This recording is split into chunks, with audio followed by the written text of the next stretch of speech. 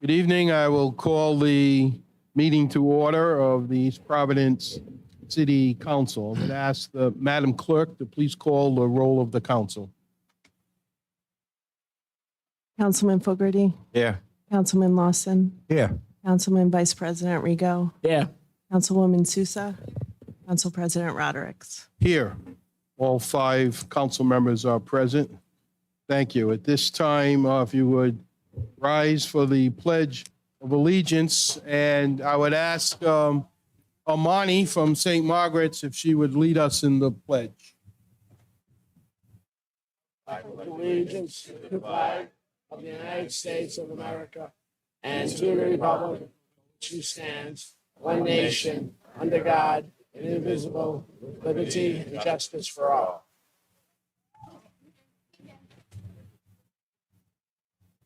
Thank you, Amani. At this time, if there are no objections from the council, I will ask that we move up 2 presentations So moved. we had at this time. Second. When we're all in favor, without objection, I'd say. All in favor? Aye. Is there anyone up here who dares to object? Okay, so it's 5-0, it passes. So the first group that the East Providence City Council would like to honor is, because we know you're a large group and you've been here earlier, and I'm sure you don't want to stay here till midnight and watch us, so we'll get you home. But that is the team from East Providence High School. We know that you have been honored upstairs by Mayor De Silva with a pizza party and some citations, and the city council would also like to do the same thing. Outside of the pizza, we don't have any pizza. I would say this, that it's been a championship year for townies. This week alone, we've had our girls lacrosse team be runner-up in the state, went to 4 overtimes and almost took the championship. Our boys volleyball team just lost in the playoffs. Tonight, as we sit here, although they're probably about done now, the girls softball team is in the playoffs and hoping to get towards the state championship. And our boys baseball team won last night and will be playing Thursday in the state playoffs.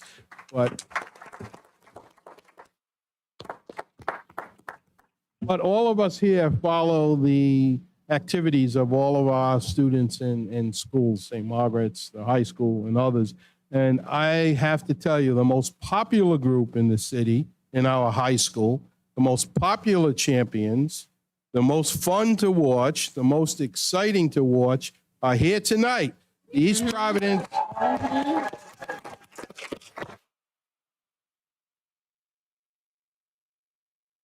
It's something to see our unified students and their partners and their teachers and their families. And it's not a gift. You guys play. You go out there and you play, you push, you argue, you shoot, you get a little upset at referees. Especially the 3-point shooter here. I know that.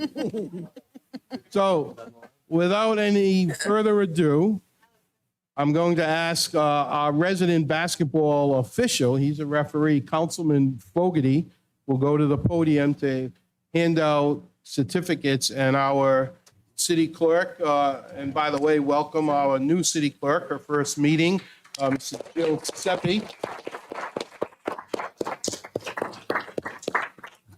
So as Clerk Seppi calls your name, please walk up to the podium. You'll get your certificate, then come back here in the front, and we'll take a group picture of you guys.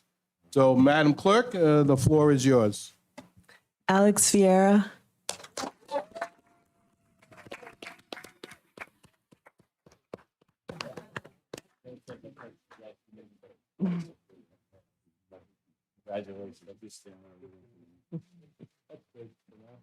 Shane Levine. Shane Levine.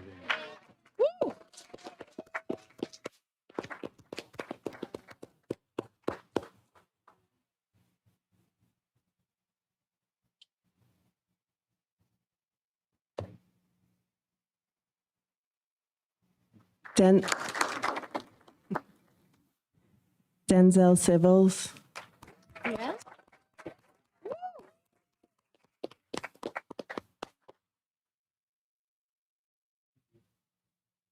Yeah.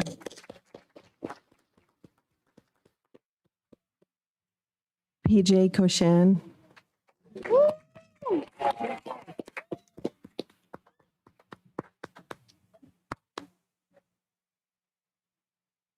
Yeah. Good day.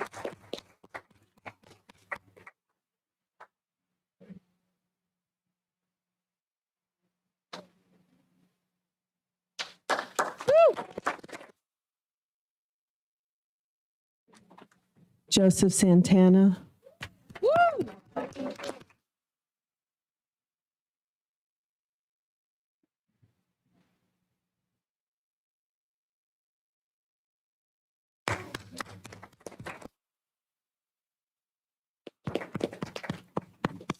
Brett Nadrowski, Woo, Brett. Yeah.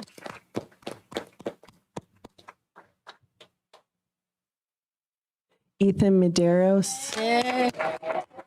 Ethan. Jaden Delgado, Woo, Jaden.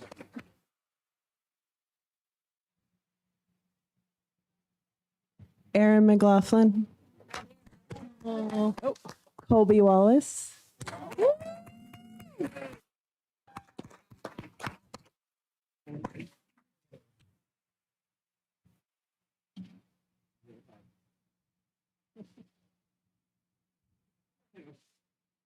There you go.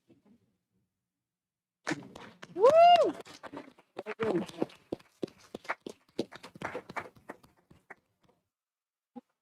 Uh,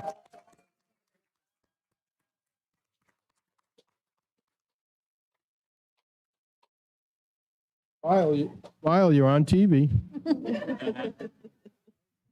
Joshua Harris,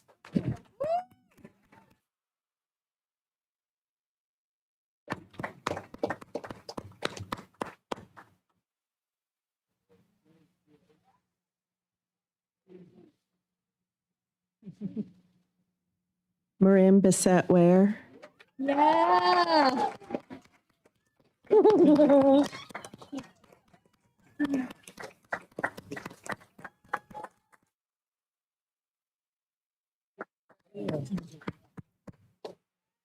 Benjamin Nascimento,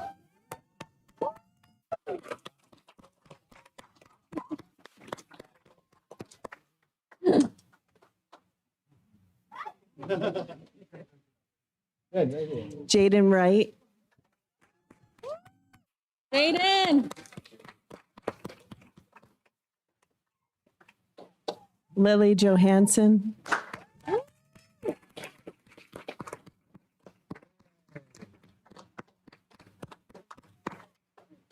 Keanu Burgo,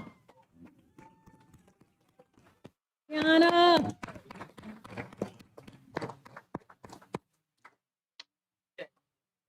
Nice. Angela Masso, Woo!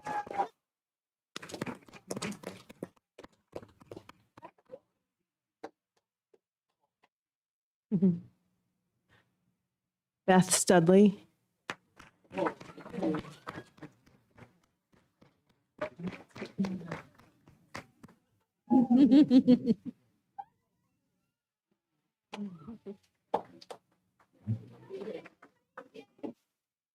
Don't look like a high schooler. Yerka Ferreira,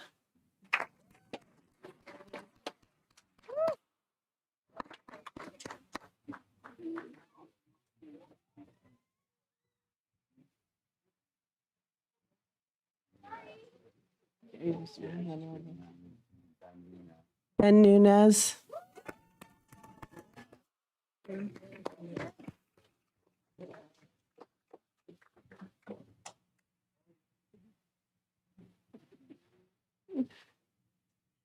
Dana Broden,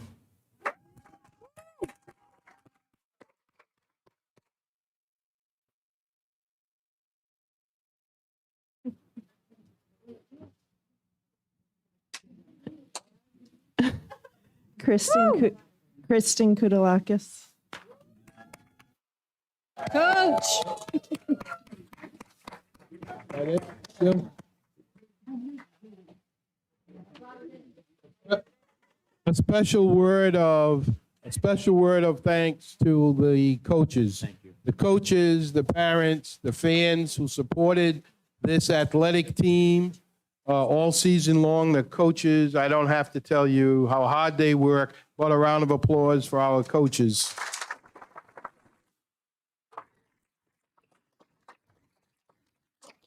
Ladies and gentlemen, I give you the Rhode Island 2023 state champion.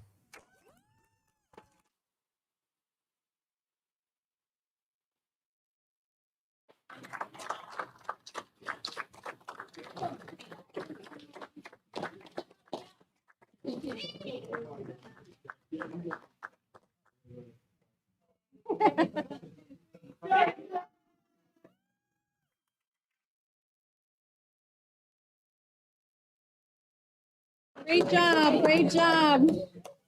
Thank you, guys. Good job. Good job. Really proud of you. Good job. So proud of you.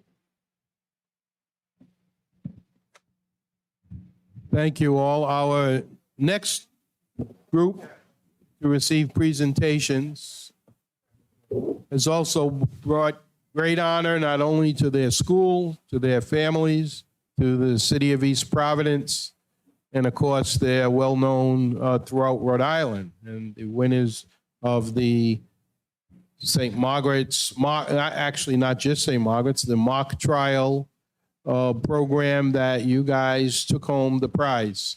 And giving the presentations today will be Councilman Frank Rigo, who will meet you at the podium and hand out certificates, and our clerk will call your names. In the same process, go up and receive your proclamation, and then come in the front, and when you get a picture and you can get it autographed and you can hang it on a dartboard somewhere for those of us in it.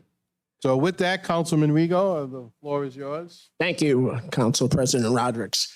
I'd like to welcome everybody here from St. Margaret's, and as an alumnus, as I said earlier, and as well as Dan Borges, who's the head of DPW. He's also a St. Margaret's alumnus. You bring us great pride, and I followed you people along, and it's not easy what you did and accomplished that, going in front of, being judged by judges. And I just ask that you continue to go on that road of being involved in civics. Someday you could be our new city solicitor, or you could be one of 5 of us, or you could be doing things. But what you did is outstanding, because you went against a lot of competition and tough judges. And I'm very proud as a council person, as well as as an alumni of St. Margaret's School.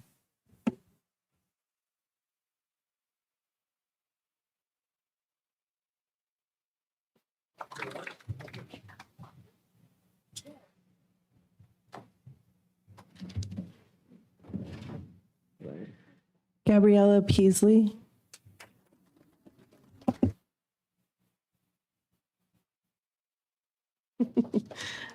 Jameson Cornier.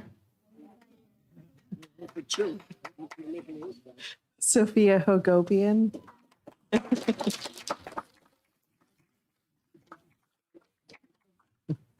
Eleanor McGrain. Philip Shea. Layla Price.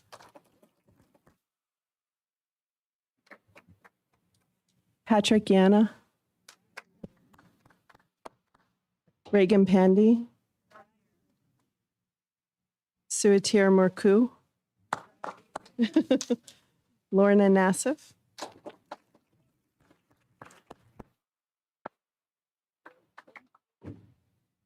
Gabriella Quattrucci.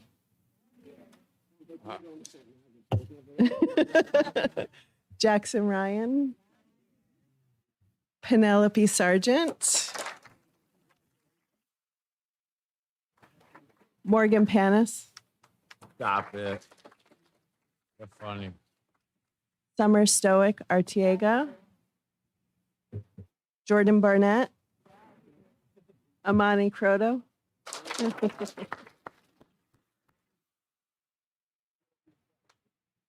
Kenya DePina.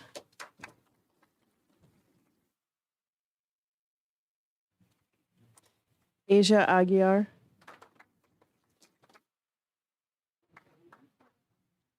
Emily Azuz. Ava De Silva. Yeah, he stays anyway. Mason Doherty. Chloe Griffin. Lucas Houston. Soria Lopez. Madeline McGrain.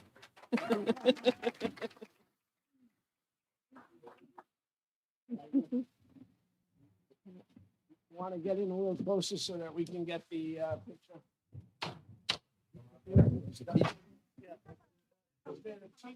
Is the head of the Any teachers or school personnel, feel free to join us for the picture.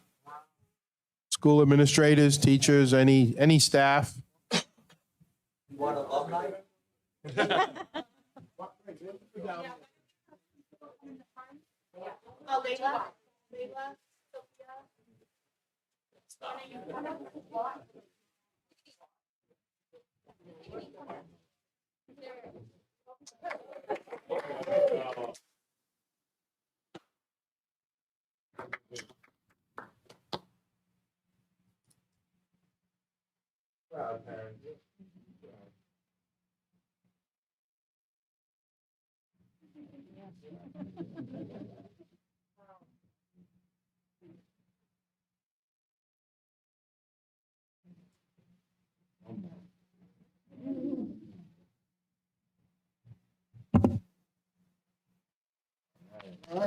Great job. Great job. Congratulations. Thanks for coming.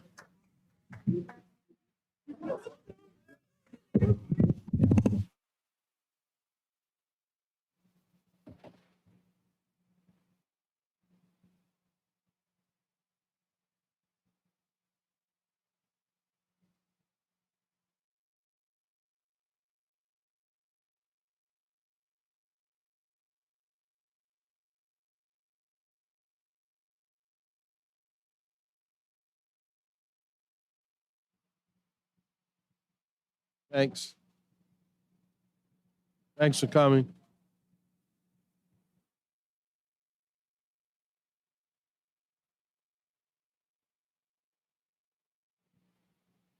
Yeah, we're gonna call it.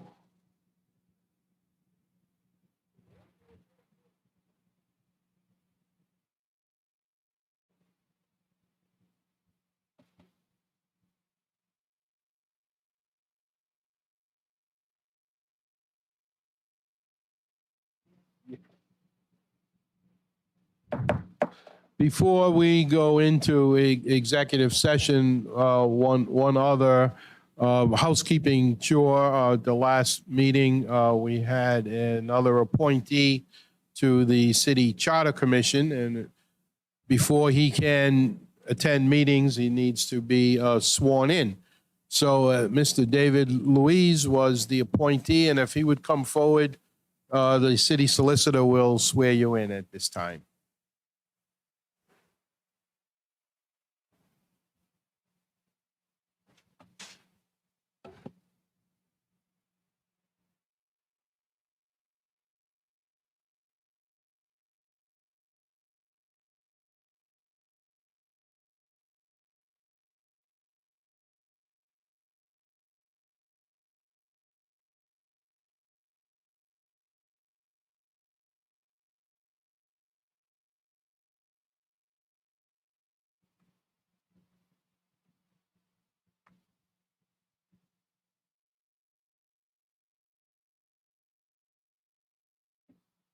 Thank you, and good luck. This time, the council, according to Rhode Island General Laws 42-46(5), A and number 2, A being the new claims, and B being discussions or considerations relating to the acquisitions of real property for public purposes or in public information, be detrimental to the interest of the public. I would entertain a motion to go into executive session at, I move that we go into executive session per state law. Second. Rodrigo moves, Councilman Lawson seconds. All in favor? Aye. Aye. Are there any opposed? The ayes have it, 5-0. The council will go into executive session briefly, and we will resume the public meeting as soon as possible.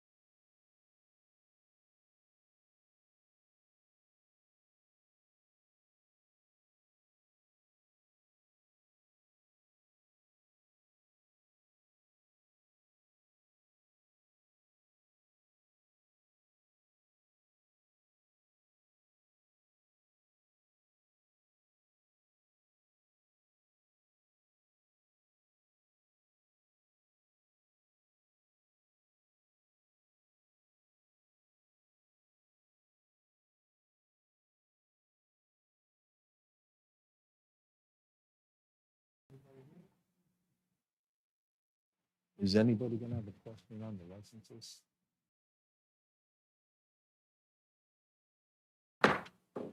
Resume the public session. I'll entertain a motion to seal the minutes of So moved. session. Moved by Councilman Lawson. Second. Seconded by Councilwoman Souza. All in favor? Aye. Aye. Any opposed? The ayes have it unanimously. Without objection, I'm going to ask that we move up from page 10 in our agenda, Roman numeral 13, under public hearings, ordinance for first and final passage and second passage. Is that correct wording there? First and second, okay, for discussion, possible vote. This is the ordinance and amendment of the revised ordinances of the city as relates to the current new charter, things that we've been talking about for some time. But to better explain it, would ask the Assistant Solicitor, Dylan Conley, and I'm sorry, I even forgot your name of the staff member, Julissa, that's right. And they will answer questions, make. So the package you have in front of you is 5 or 6 years in coming. It really is an ordinance update to reflect all of the charter amendments that occurred as a part of transitioning the city's form of government to a strong mayor form of government. The reason why it's taken so long is, quite frankly, it's just a lot of work to go through the code of ordinances and to identify them backwards. I would not have been able to do it without the help of Julissa, and we've taken a lot of time to organize it and focus it in such a way that all of the changes therein are driven solely by the charter. We don't have any other policy positions within any of it. There are no changes in this section group of ordinances that are not derived directly from those charter changes. So Julissa is going to give the presentation on the materials. There's a couple points where I may give some additional background, but I'm available for any questions or concerns. I've had the chance to have a little bit of discussion with the administration, the council president, and a couple other council members just on some questions on the particulars. This has been introduced, and the accompanying memo has been introduced and available publicly for, I don't know, 6 weeks now, maybe? Since the first meeting in May. So there's nothing new in here. It's not flashy, but it is important. It really kind of closes a gap between the legal reality and the and the language that's in the code of ordinances. So with that, No, I'm sorry. I also think you'll see we delete the recommendation was to delete some of these boards and commissions that have that for a long time. Lots of deletions here. and some of the deletions were already replaced by resolutions you passed at the previous council meeting. So there's no deletion of a board or a committee that is currently meeting. There are some that have been just defunct for an extended period of time. So those were removed. Yep, perfect. Thank you. And so as you all know that the city charter is controlling law, right? And any code of ordinance that contradicts what the charter already has instated is essentially void. And so in any event that we have, since our charter amendment with the new governance, with now having a mayor, moving forward, the code of ordinances that we currently have right now, it has a bunch of violating ordinances as it was intended for a governance with a city manager, right? So moving forward, the whole purpose of this amendment is so that we can avoid any ambiguity or any contradictions. So by doing this, moving forward, we're making sure that the ordinances are in compliance with the already existing law, the current charter, right? And so throughout, as you can see, the first change that we make is very simple, and it is changing every single ordinance that states city manager and to replace that language with mayor, right? And so essentially all throughout the rest of this amendment is the same concept where we are changing that language so that it is in accordance with the charter. And so we do this by executing it in 5 different phases or groups of concepts, right? And so the first phase is any ordinance that expressly contradicts what the charter has already set in place for that specific action. And so as you can see, we have an example. If you go on page 2 of the memo that's provided, you have the municipal court judge and you have the municipal court acting judge. So as you can see, the charter already has a section that's delegating the appointment authority, saying that the mayor, subject to council approval, is to appoint the municipal court judge. So for that one specific example, that is already in accordance with the charter. And so with any, if you go to the ordinance, it has language that does not reflect that. So we're just amending the ordinance so that it reflects the charter. So according to charter provision XYZ, right? And so we're going to be doing that for that first phase. So if we move on to the second phase, we will be repealing. Just to interject very quickly, if you follow along in the memo, it's tied directly to the organization of all the ordinance amendments. What we're going to do is identify each of the 5 concepts. You have all of the sections underneath with the specific cause for the changes underneath. If you have specific questions, we're very happy to answer them, but I'm not sure you want us to go through every detail because we would be here all night. So any questions, please leap in and we'd be happy to address them. And may I just say that, I just want to be clear, because I know we've had questions from council colleagues, that you have not proposed changes. The mayor isn't given less or more authorities here. We're not losing or gaining. We are fixing language to match. The Exactly. The closest fact that we no longer have a city manager is the key thing. And The closest thing to a change in authority is the creation of the advisory committees, which we did by resolution before. That is actually a net increase in appointments that the council's receiving as a result of moving it from an officer-appointed board to just an advisory commission. The council gains its appointments there. In the 5th section, you also see sort of the inverse of that, where what's already 351B, the mayor already has the appointment. We're just changing the language to reflect that. So there's no change in power or authority relative to current law on that front. But it is sort of the counterpart to the resolution changes that we made at the last meeting, which gives you an increase in the number of appointments that you have. thank you. Right, exactly. Thank you, Dylan. And so going back to phase 2, and then that is actually addressed in the next phase. So that is perfect. But before then, in phase 2, the following sections are for those different commissions and positions. Those are being repealed in full because those positions or boards cease to exist. And there's always an issue if you have an ordinance claiming that there is this commission, there is this board, and it appears to be failing to perform in some capacity. So it's best to make sure that since they're already inactive and they otherwise would have been amended to reflect the majoral appointment, it's best to repeal all together, right? And into the third phase that you will see are the different commissions and committees and boards that are being repealed for the very fact that they were addressed to be appointed by the city council, which would purport to violate the charter for the majoral appointment.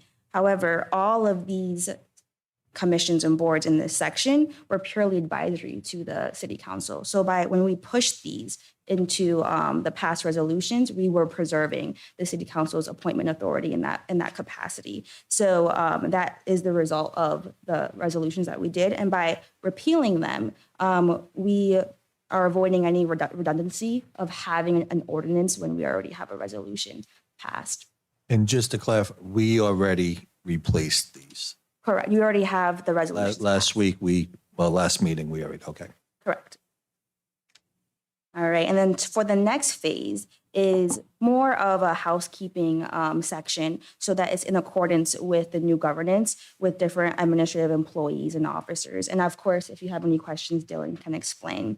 But if not, then moving forward to the last and final phase are the ones where there are boards and commissions that are required to have the appointment authority by the mayor according to the new charter amendment. And so moving forward, for these specific boards and commissions, these must be amended to be having the appointment authority of the mayor because of the fact that they have the ability to bind the city. And so in order to do their job, these positions must be considered officers, which fall under the mayor's authority to appoint. And if not, then it would be purporting to violate and contradict the charter. So that in all is the large amendment, so to say, but in fact, it's pretty simple, and we're just doing so that we can make sure that everything is in accordance with the charter that we have at hand. So if you have any questions, please feel free to ask. If not, thank you. Thank you. Comments and questions, Councilman Lawson? This is very well laid out. Thank you so much. Thank you. I do not have any questions. Councilman Fogarty? No, thank you very much for your efforts. Councilman? I move that we accept, but unless obviously Councilwoman Susan needs, Or this is, all right, so Councilwoman, you want to? these are good. Nope, I do think, and I appreciate the work and time that went into this. It is a lot.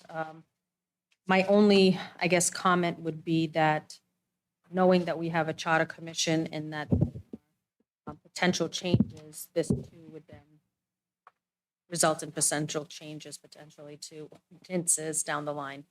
So just being mindful to the viewers that, you know, these things are all subject to continue to change as the years go on. We probably could send, it once approved, could send the Charter Commission a copy of this, just for their research. I think this would be a good roadmap to send to that charter commission as to what you did and what we are looking at with the work that we want cleanup. This is a public hearing. Is anyone here in the chambers who would like to speak either for or against or make any comments on this? Ask a couple of times by policy. Is there anyone here in the council chambers who'd like to speak on these items? Hearing none, I will close the public hearing. Councilman Rigo, do you want to make that a motion to approve? Motion to approve first passage. That's right, the second passage. And I'll second that. Motion by Councilman Rigo, seconded by Councilman Lawson, second passage. Could we have a roll call vote, please, Madam Clerk? Yes, sir. Councilman Fogarty? Aye. Councilman Lawson? Aye. Council Vice President Rigo? Aye. Councilwoman Sousa? Aye. Council President Rodrick? Aye, it passes unanimously 5-0. Thank you. Thank you very much for your hard work on this. Thank you, Dylan. Thank you. Thank you. very Good much. luck. Appreciate it. You're welcome to stay. Next time. This Make sure time, Dylan buys. Madam Clerk, I think we'll revert back to the consent calendar, I believe on page 2 might be where we left off. Make a motion to approve. Second. Motion made by Councilman Lawson, seconded by Councilwoman Souza to approve the consent calendar. All in favor? Aye. Aye. Any opposed? The ayes have it unanimously. Next item, Madam Clerk. We have tax abatements for the year 2022 in the amount of $1199.84.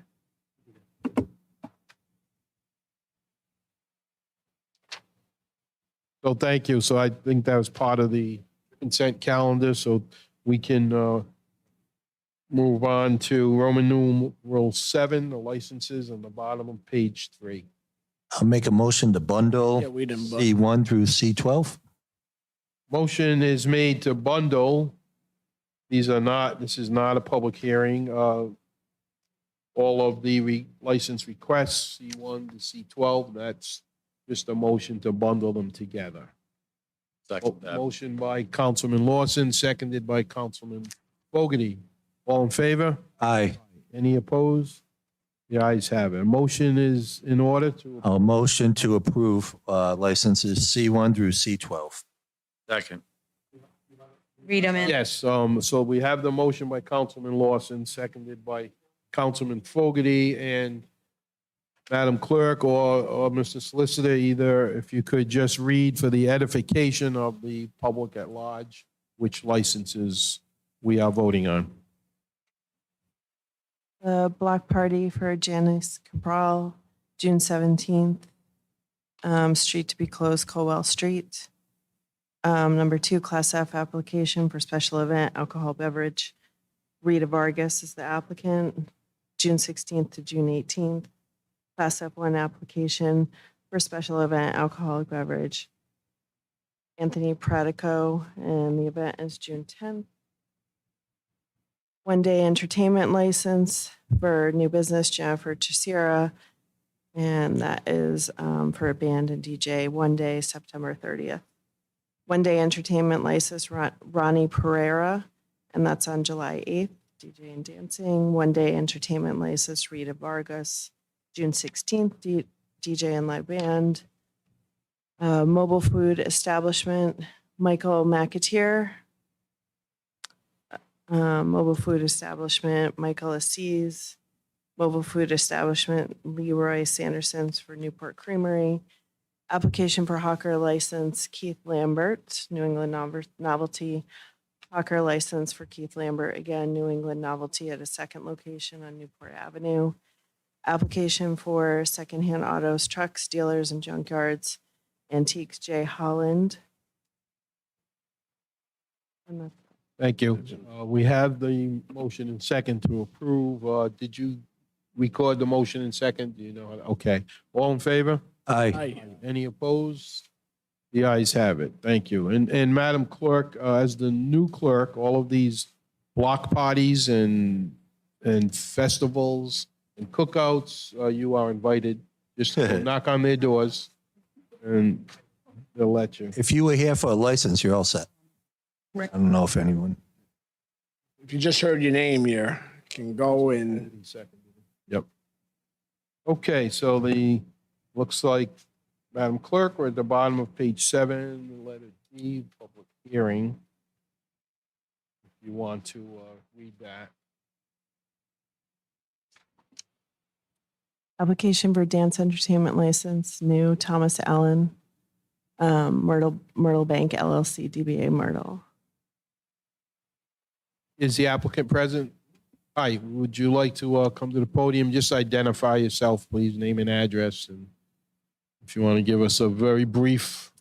Yeah, outline. good evening. Name's Thomas Allen. We're opening a music venue on Waterman Ave. We're applying for an entertainment license. This is Natalie. She's our point person. Hi, Natalie Van Landingham. We met you guys in January when we were applying for a conditional liquor license. And as we inch slowly towards construction, finishing up, and hopefully getting this place open, we're applying for our entertainment license. How is it going so far? Otherwise, you're getting cooperation from city departments and neighbors and all? We are, yes. It's actually been very smooth. Do we have a time frame of when we might have construction? I know there's a lot of work. Yeah, we along because it is. Yeah, we just finished the windows, which look great. We have our plumber and electrician in, working hard. Hopefully sometime this summer we'll be able to get the doors open. Nice. Thank you. Any other questions from council members before we open? Just a statement. Friend of yours, Amelia Olson. Yes, I'm good friends She with dropped your name. Amelia. We're planning a lot of entertainment type events throughout. So Yep. I talked to her about that. we're going to be yesterday, I friends, you and think. I. No, I'm very excited. I can't wait to get into your place when you guys open. Thank you. Very excited. This is a public hearing. Is anyone present like to speak for or against this application? Come forward. Once again, is anyone present wants to speak for or against this application? Please come forward at this time. Seeing none, what is your pleasure? Move to approve the entertainment. Second. Motion by Councilwoman Souza to approve, seconded by Councilman Lawson. All in favor? Aye. Aye. Any opposed? The ayes have it. 5-0.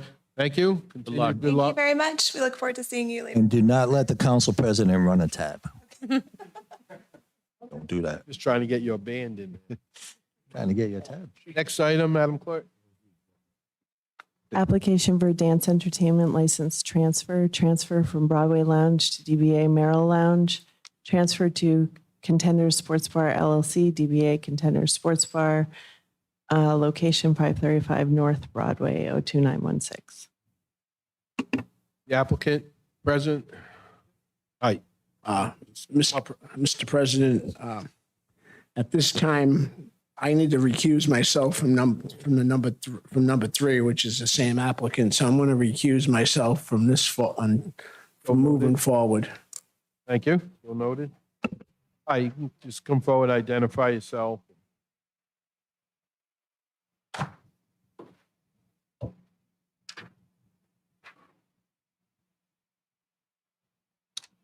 Hi, my name is Sean Wolf. This is my partner, Mike McCray.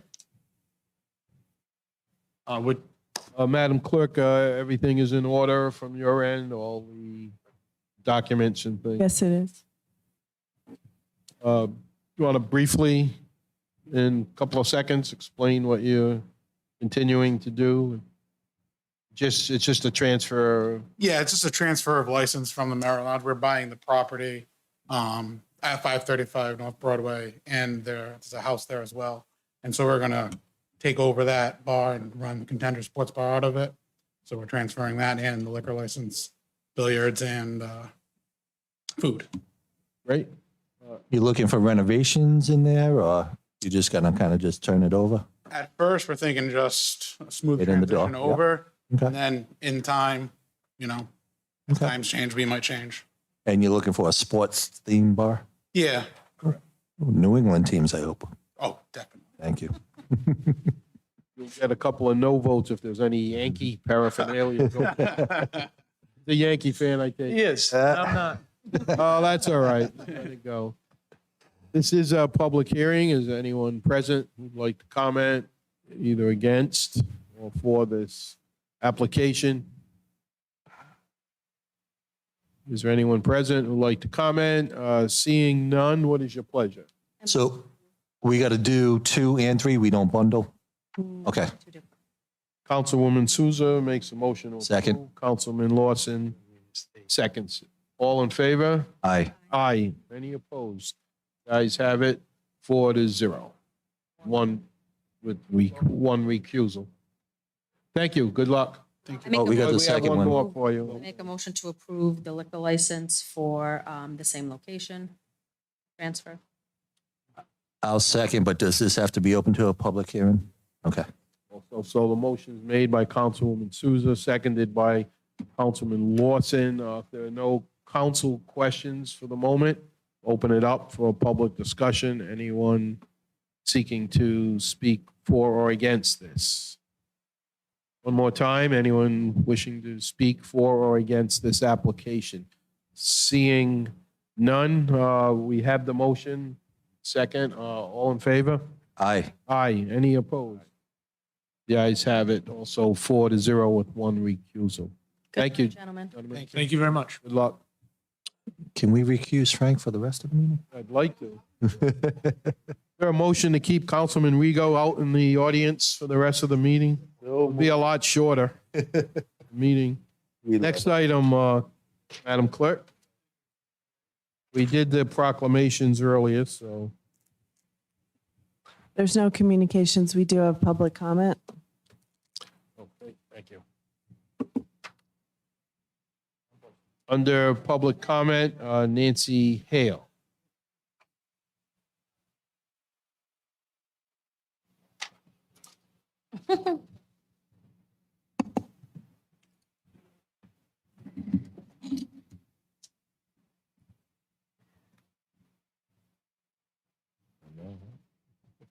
Hi, proceed. Name and address for the record.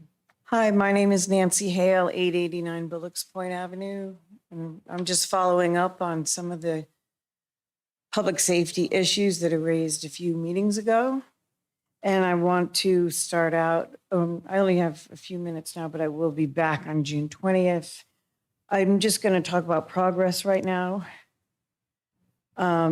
First, people are not asking me for directions anymore because we have road signs. So that's thanks to the mayor's office. Andrea did that very quickly. Progress regarding sidewalks is very small because it seems to be just me cleaning up the sidewalk in front of my own home, trimming the lilacs a little bit. One day I was out wondering why the dog walkers aren't using the sidewalk. They're actually afraid of chemicals from lawns on their dogs. So I'm not using chemicals. I haven't been for a few years, but now I'm telling dog walkers that no chemicals on the sidewalk. So they're like, I've noticed more people using the sidewalk, which keeps people off the street, which keep cars in the right lane, which like minimizes, some issues. I'm also trying to grow a little grass, just make it look nicer. That's not so easy, but. The third thing is cooperation from Napoleon Gonsalves and Mayor De Silva. We're going to meet, maybe with Andrea. I don't know. I haven't spoken with her directly, but on next Monday, June 12th at 2 p.m. And this will be to sort of have just an open, maybe I'm considering it something like brainstorming with a sense of humor about what can we do with no money and how can we raise a little money to do a little bit of public awareness. Some ideas, I'll just pass this down. I noticed this was going on in Barrington. I think this is probably easy to put together a bike safety event, maybe at Rose Larissa Park or one of the other Pierce Field, maybe both, reach different kids. This was a bike safety and repair day. I think I've just noticed drivers not following what I learned to be rules of the road. I've seen bikes going all over the place. I've seen people not paying attention to crosswalks. So maybe those three areas are ways to reduce risk and increase public safety. I do have ideas, but those ideas will be discussed at the, whatever this is, June 12th at 2 p.m. meeting. I don't know if Napoleon's your guy. Yep. It's definitely the contact on all that.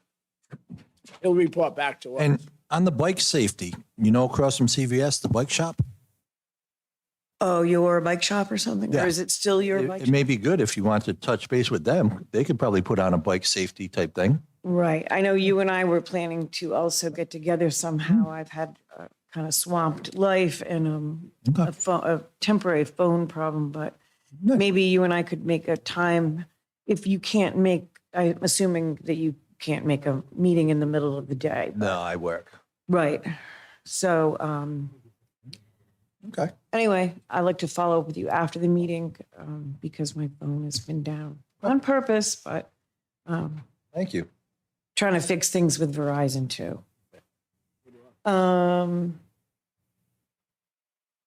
Oh, yes. I was wondering I would like to follow up on this. Who is applying for the Safe Streets money from the state of Rhode Island? Did anybody jump on that? Or is that something that we can discuss on June 20th?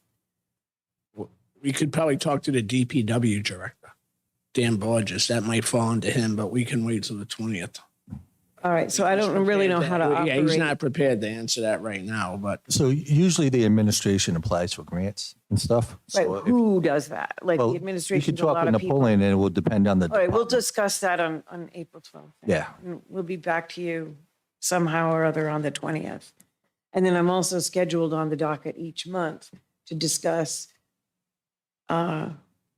accomplishments that are happening as well as progress that I'm seeing, whether it be in front of the carousel or elsewhere in the city. just one thing.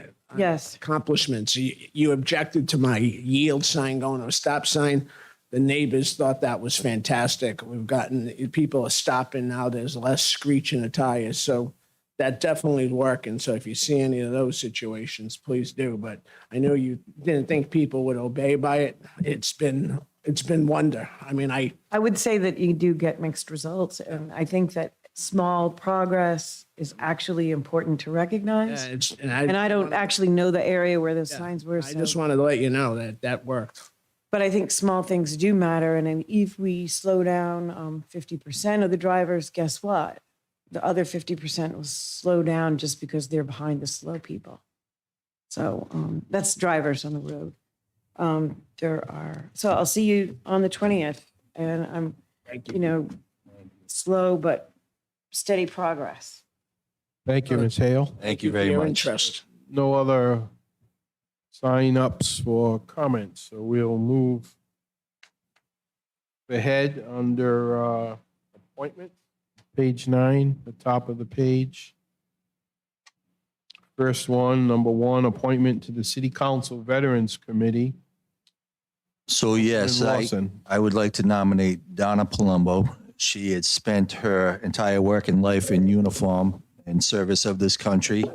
And I am honored that she accepted my invite to be my rep on this council. So with great pride, I'd like to recommend Donna Palumbo be appointed to our Veterans Committee. Solicitor, we have 3 appointments to this commission. Can we bundle? We want to. So why don't we hold that? And the second appointment to the City Council Veterans Committee is made by Councilman Frank Rigo.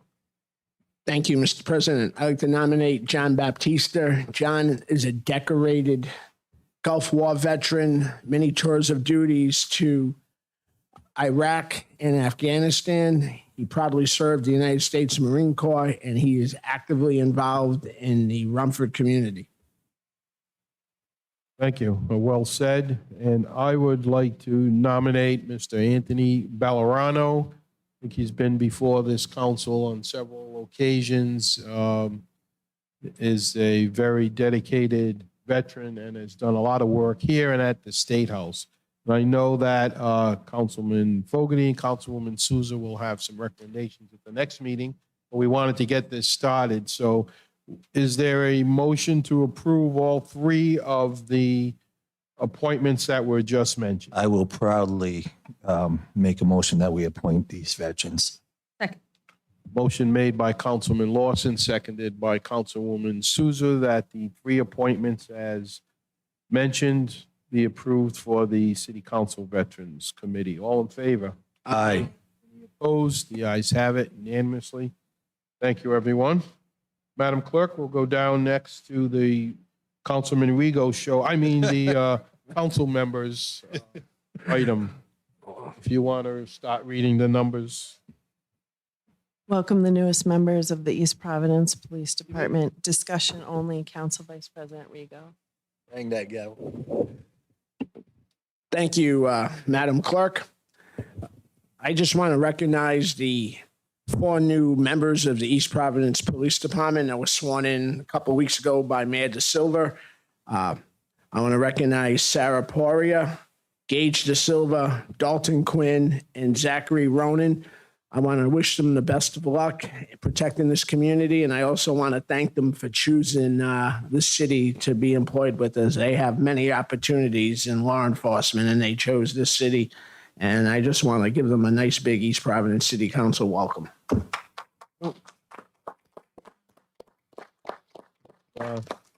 Not an easy task. You see how many cities and towns are struggling. Next item, number 2. Acknowledge and congratulate all city residents who graduated from their respective schools. Discussion only. Council Vice President Rigo. Thank you, Madam Clerk. Again, this is just an acknowledgement of all the hard work that the students graduating from elementary school, going to middle school to high school to college, and all our college graduates. Want to congratulate everybody in this community that's put the time in.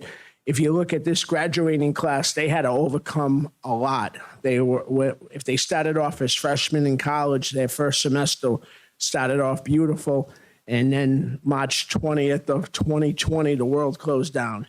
So they had that semester, and then their following year, they were remote, not remote, depending on where they were, and they lived with it. So it's always an accomplishment to wherever you're graduating it, but especially the college graduates, because obviously it's a difficult time. We've all been there, and that they were able to overcome these hurdles. It's a congratulations to them and their families. Thank you, Councilman. And can I just say that hello? The high school graduation was amazing. Yep. It was an amazing, and congrats to everybody who put that together. You avoided the thunderstorms. God was looking out for us townies. Next item, Madam Clerk. Summer kickoff food truck event organized by Stephanie Milo. Discussion only. Council Vice President Rigo. Thank you, Madam Clerk. A couple weeks ago, when Council President Rodrick and myself were meeting with you and going over things, and you told us about this situation, and we had some emails. I just want to congratulate Stephanie for stepping up, and these are the things that city employees should be recognized. I know the mayor's office does it, but we as a council should recognize some good work by the people in this office. You know, so often you hear people say, yeah, they're just city workers. They don't really have, they just do their job. They're not into it. So great job by Stephanie. And since there'll be food trucks around here, on that day, come over, have your lunch, and meet the fine men and women that work in this building all day long. It's a good way to meet them, and when you treat them as humans, because I know they're treating everybody in the right way, but they have difficult tasks to work, and I thought it was very important that we recognize Stephanie for stepping up to doing such a good chore for her fellow employees as well as the citizens. Thank you, Councilman. Councilwoman? Yep, just to add off of that, the date is June 21st, I'm sorry, at 11:30. perfect. Thank you. Thank you, Anna. Councilwoman Souza. Thank you both. Next, Madam Clerk. Update on speed control signs for Don Avenue and Kelly Avenue. Discussion only. Council Vice President Rigo. Okay. I had this on the agenda a couple of meetings ago. I am getting phone calls from people asking where they were. So just trying to get an update from my constituents on this matter. You talking the flashing that shows your speed? Yeah. Yeah. I think we're ordering them, right? Yeah, I have an email out to the company. I can provide you an update when I hear back from them. Dan, how many did you order? We ordered another 18. 18. Okay. And do you already have a location set or? We have most of them accounted for, but there are some that Okay. don't have, that aren't accounted, that Did you email the council those locations just so we're aware? the ones that we The have on a 18 that list. you ordered. Yeah. Say that again. I'm You sorry. said you order an 18 Correct. and you know where you want to put them. No, we have Oh. requests from the council for a certain number, that we have a list. And then there are some additional that, we ordered in the event people, And these things record speed. they do. So you guys know, when I reach out to them about speed issues, they can grab the data from these cameras and say the average speed going through that zone is. And it's very much a perception versus reality when it comes to speeding. You'd be surprised. You hear, oh, it's out of control, but then the data shows it's not really. So I think they're a good investment. I'm good. Councilman, does that answer? I'm good. Yep, I'm good. I got one more. I'll You stay. guys caught Frank on a good night. I got one more. I'm on the next one, right? Yeah. So we have to have it read into the docket. Quinlan Field walking path upgrade and lighting update. Discussion only. Council Vice President Rigo. Update. Okay. Update again, because I'm just getting the For phone those calls. not aware, maybe watching, this is our DPW Director, Dan Borges. We thank you for all of your hard work and can proceed. Yeah, so we've been in contact with a few vendors that offer a solar powered lighting option. We're actually looking to lean towards a solar powered option. So we've reached out to a few vendors looking to get some preliminary pricing. And the highway department's actually been out there. We marked out the path and locations that need to be addressed from a repair standpoint. We had a paver lined up to go out there and overlay the whole walking path, but unfortunately the paver was returned to the rental company broken. So they're working on repairing that. And, as soon as it's available and I have a crew available to address that, we're going to be there hopefully soon. And what do you think the timetable would be on the lighting? It depends. I mean, electrical equipment is insanely delayed from a lead time standpoint. So that's sort of the reason why we're trying to find different avenues to hopefully find a product we can ideally put up sooner rather than later. Hopefully by the end of the summer, but might be into the spring of next year. So we'll keep you posted. Thank you. Thank you, Councilman. Next item, Madam Clerk. Mutual aid rescue calls requested by the city for each month of 2023, January to May, total to be broken down by each city and town that is sending rescues into the city. Discussion only. Council Vice President Rego. Councilman, proceed.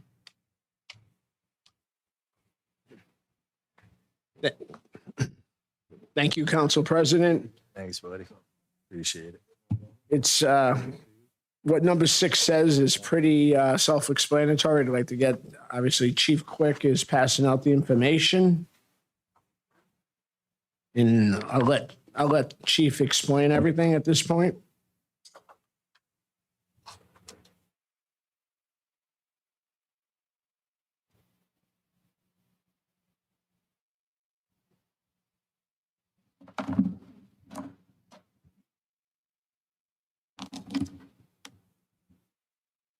Thank you, Chief, for being here, and proceed, please. Okay. Change my. Or do you want to react to questions from Councilman Rego, or do you want to make? No, I'll start off. Okay. First of all, good evening, everybody. Glad to be here. Talking about mutual aid. Let's buckle up, buckles. All right. So during the 151 days beginning with January 1st to May 31st of this year, our department responded to 5,750 calls for service. That's fire and rescue combined. Of these incidents, 4,272 were emergency medical calls. Per the council request, we're asked how many of these incidents required the use of outside EMS from surrounding communities, and a breakdown from each. To complete the request, we analyzed all aspects of EMS incidents during that time period. So on page 2 right now. EMS incidents. The complete breakdown of EMS incidents include mutual aid received, mutual aid given by East Providence, and it's shown on the graph below. So if you look at the graph below, you'll see that during that time period, a total EMS mutual aid runs received into the city, 291. Of that 291, the average was 2 EMS incidents per day during that period. If you want to get technical, it was 1.9. If you look at total mutual aid given to other cities, it comes out to about 1 EMS incident per day. To be technical, 1.14. Moving over to page 3. Mutual aid EMS received by neighboring communities. And during this period, East Providence received mutual aid from 9 surrounding communities. A number of incidents are shown on the chart below. If you look at the first chart on page 3, Attleboro, they came in twice. Barrington came in 90 times. Cranston Rescue came in 10. Tucket Rescue came in 23. Providence came in 41. Seacomp came in 95. Smithfield 1. Swansea 4. And Warren 25. Mutual aid given to the neighboring communities. During this period, question? No, I'm sorry. During this period, we sent mutual aid to 6 surrounding communities. The number of incidents are shown below on the chart below. Barrington was given 23 rescues from East Providence, 2 to Cranston, 24 to Pawtucket, 93 to Providence, 30 runs to Seekonk, and 1 to Warwick. Page 4. Mutual aid EMS received demographics. EMS mutual aid received occurred mostly on weekdays between the hours of 8 a.m. and 4 p.m. The breakdown of time, all time periods, days of weeks, and location of zip code are shown in the 3 charts. And I'll go over the first chart on the top. January to May, EMS mutual aid received by the day of week. You'll see that Sunday we received 30 outside rescues for mutual aid during the time period. Monday, 54. Tuesday, 40. Wednesday, 37. Thursday, 48. On a Friday, 42. And on a Saturday, 38. The next chart, January to May, EMS aid received by time period. You'll see that we received mutual aid from 8 a.m. to 4 p.m., 170 mutual aid rescues. 4 to midnight, 103. And then from midnight to 8 a.m., 18. So I have a question right there, and I know you might not have the answer right now. Okay. So the 8 a.m. to 4 p.m., how many of those went to residents and how many of those did you go to medical centers with? We didn't break that down. Well, no, if you don't mind, because that might skew things, you know, obviously I'm concerned about everything, but then I'll be just curious to see how many calls were caused by going to all the additional medical. For example, lifespan. Yeah, like that we on talked about. Warren Avenue. Yeah. Emergency rooms. Yeah. Yeah. I mean, because that obviously it plays in the mutual aid, but Right. as far as going into a residence, I'm just curious to ask. Yeah, that. but for this report, we didn't have that. Yeah, no, I didn't ask it. If you could follow up on that, you just brought that to my attention.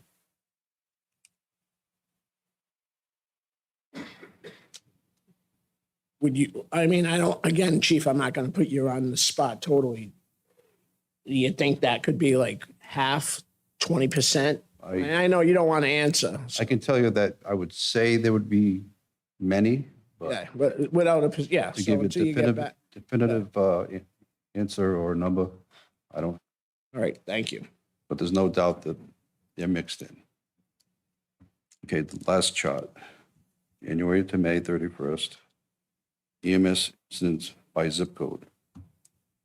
You looked at the EP center at 02914.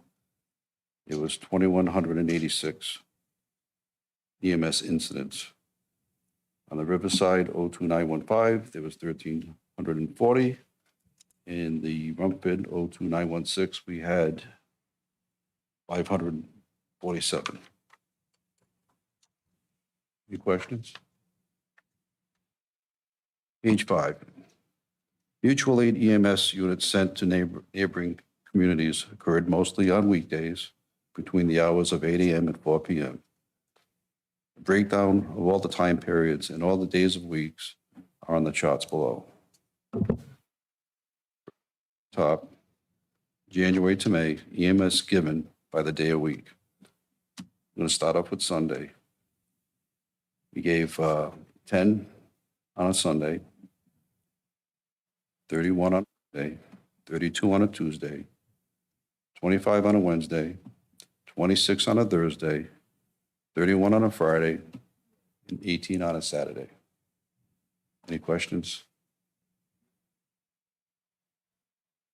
Next chart, EMS given by time period.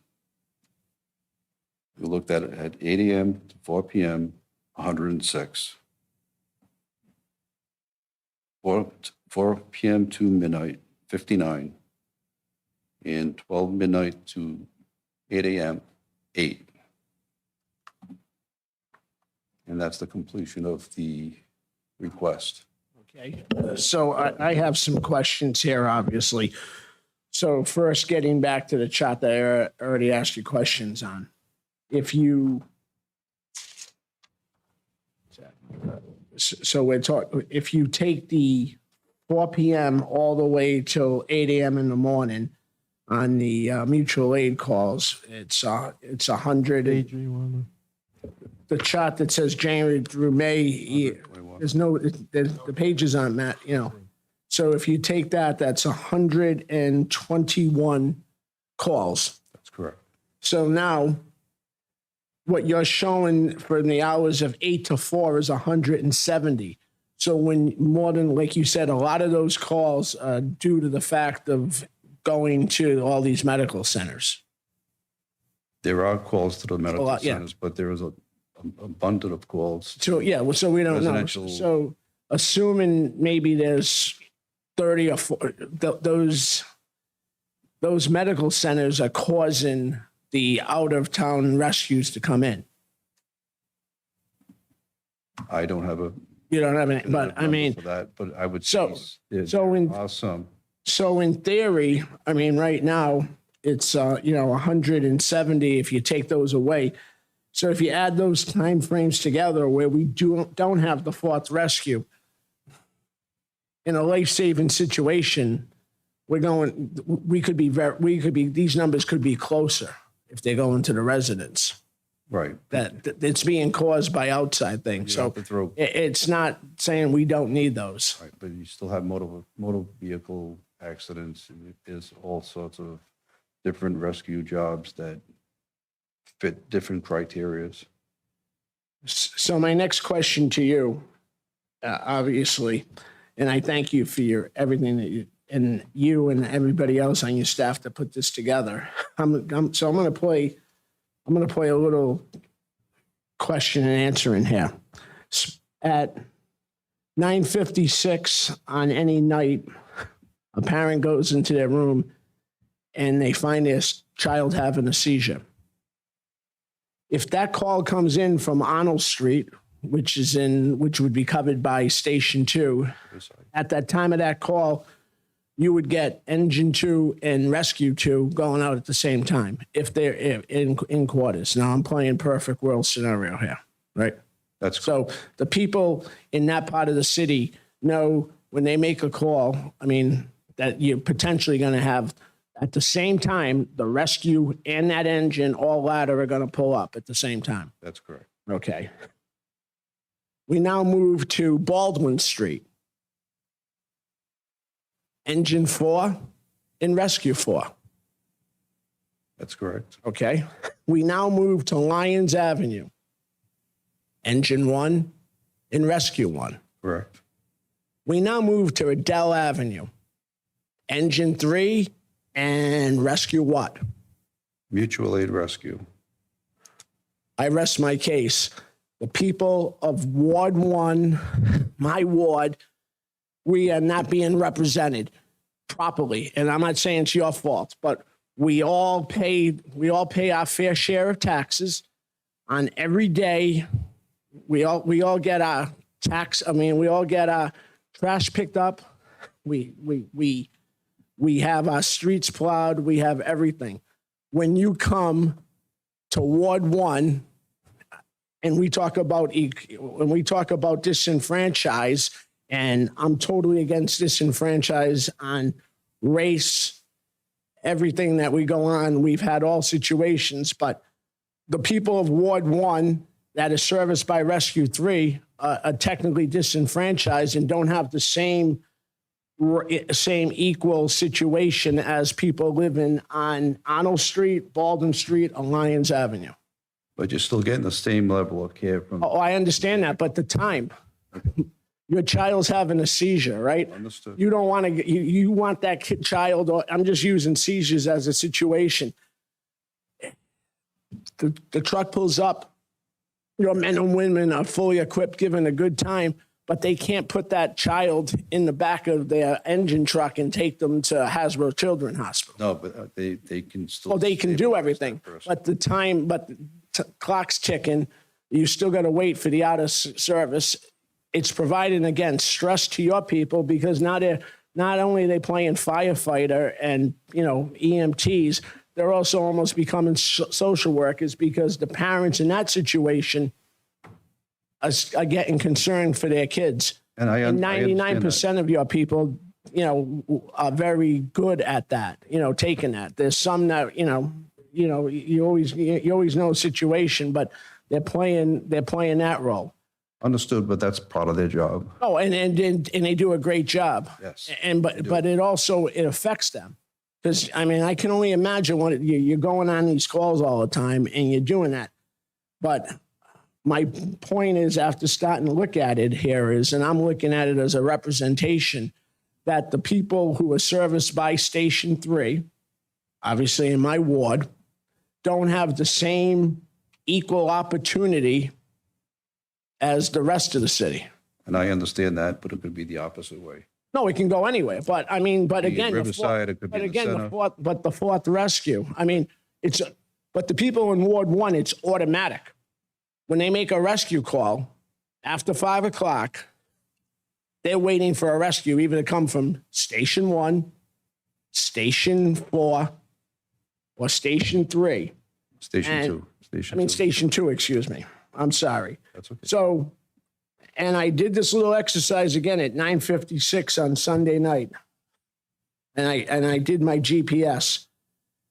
From Station 2 in Riverside to Adele Avenue, driving time on this past Sunday night, and I have the photocopy of it, it's 12 minutes. That doesn't include that crew getting in their rescue and moving on. So I'm just saying, my ward is underrepresented compared to, if you get the call and you live on Arnold Street, you're getting both trucks at the same time. And I understand that Well, I'm just saying that as far as, there's still a fire truck. pulling no, or and a ladder I truck. get the fire truck, yeah. I'm just saying as And far as, they're responding lights and siren. And I no, and I get that, but as far as equal opportunities, the people in Ward 1, Station 3 we're already behind, they're already behind the 8 ball. Right, and I In the understand what you're perfect- saying. That's what I'm saying. So I'm looking at it as far as representation, paying taxes, getting the people in Ward 1 that are serviced by Station 3 are don't have the same. You don't have a rescue in your district, and we understand that. Yeah, But you and- still have a but licensed ladder truck, Oh, and I get that. engine company that can stabilize somebody. And I get that, but again, as far as being equal to the rest of the city, we're not equal. I understand that. Well, and that's the point I've been trying to pull out, that, Right. having the same opportunity and the same, because we all get our trash picked up on Monday, Tuesday, whatever the date is. Everybody has the same opportunity for services and everything like that. But our service in representing by Station 3 in Ward 1, we don't have the same service technically, because again, in the perfect world, those trucks are there. Arnold Street gets the call that child's having a seizure. That engine in that rescue there, the transportation time is already reduced because the truck's there. They're not waiting again with bells and whistles coming up from Bullocks Point Avenue. It was 12 minutes the other night. It doesn't incur. That's perfect. And we know you world. weren't blowing an air horn. Yeah, blowing the air horn. Lights and People siren. aren't moving out of their way and everything like that. So Understood. I'm just proving. I'm just trying to. Proving the point that the people of Ward 1, Station 3, don't have the same representation as the rest of the city. Although they do have Well, they- professional fire. Well, no, So, Frank, I'm not debating that they don't have the professional service. So the men and women on Engine 3 or Ladder 3 are as good as the men and women on, Engine 2, Ladder 2. But I'm just saying, as far as, what do I have? I got 2. Engine 3 in Rumford, it's Engine 3 and whatever. I'm just proving the point that, And I understand that, and that- Councilman, and we're going to take a hard look at all these numbers. The rescues don't just cover their ward, they cover the whole city. And my belief, a population of 47,000, 4 full-time rescues is highly appropriate. And public safety is probably not the best place to try to save a couple bucks. That's just my view. And I just wanted to let it be known. We don't have the authority to tell the administration to staff it 24/7. But looking at this number, I think it is appropriate to have 4 full-time rescues in a city of 47,000 people. And growing. Yeah. And growing, growing, yeah, because And it's not just the ward. It's not like Rumford's getting, oh, we don't like Rumford. It's the whole city that these rescues cover. Right. So And- what I think I will say too, because I want the public to know, and certainly our men and women who serve as our first aid, it's the city and the residents are receiving the best care. What the council vice president is talking about is an actual transport vehicle. It's not that there's not somebody showing up. They're highly qualified EMTs, probably, I don't know if you have paramedics on any of We those have engines. But they are highly trained field work, rescue service. So, and majority of this, as a healthcare provider, a majority of the time does have to be spent assessing the scene, getting the person stabilized to move. So, but to your point, for a family member, your emotions are going, you just want your person, your loved one to the hospital to seek, a larger team of professionals to take care of them. And that's where the transportation piece comes in. the biggest. So it's not, We understand that. it's the transportation piece. And I just want the public to know that because it almost sounds like it's the service, but it's not service. It's just the transportation vehicle. That's what I said, waiting for the truck. Yeah. If I may for a second, the administration is not opposed to a fourth rescue. We just want to use it in the most appropriate fashion, according to what the numbers are telling us. Yeah, and I mean, right now, it's pretty close because we were told before, and totally agreement with you, but it isn't, when you look at these numbers, it's not a huge slide off. If you look at, and I look at if it saves one life or saves time for people going to the hospital, it's not if you take the number, and that's why I asked, if you take the number away from somebody at the one of the medical centers, Brown or anything like that, and they go in and they got chest pains, and the doctor says you can't go, you need to call the rescue. If you start taking away those and start going it down, we're not talking about a drastic amount of numbers. We're like 170. If you took 30, if say 40 of those are caused by medical centers and everything like that, and added together, it's not like what it was told, like a huge number. I mean, we're talking 120 to 140. So there is a need overall for a fourth rescue. There isn't one. It doesn't drop off like after 5 o'clock. This shows right here that we definitely have a need for a fourth rescue because there's 121 out of city rescues coming in here. So there's a Less than need. one a day, right? No, that's in the time period from January to May. So there's a need for a fourth rescue after 5 o'clock. I see it, by these numbers. It walked right into the argument that, I want to use the argument. It walks into my theory that there is a value. If you came in here and said to me, if these numbers showed that it was 46, I'd say we don't need that fourth rescue after 5 o'clock. But these numbers right here, 121 mutual aid calls after 4 o'clock. When you look at when you were talking about lives, that's a lot. That's potentially a lot of lives. Again, if it was 170 to, like I said, 40, you know what? I'm going to say we're sort of right. Maybe we don't need that fourth rescue after 5 o'clock. But